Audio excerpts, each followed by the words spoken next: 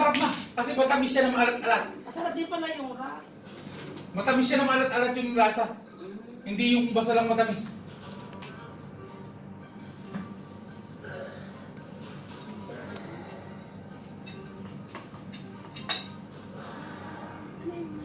Sorry, Ate Jing.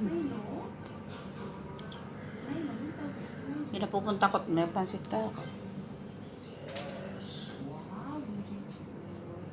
Sino? Hindi. Si Ate Jing mo, kagabi kasi pinapupunta ko. Pinasaan na? May part-time daw. Nasaan na? Ay, ala.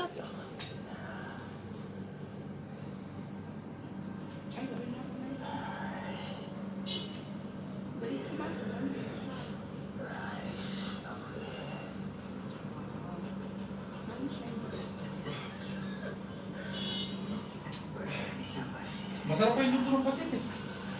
Hindi ba luto yung dalawa? Mm-mm. Sarap yung luto.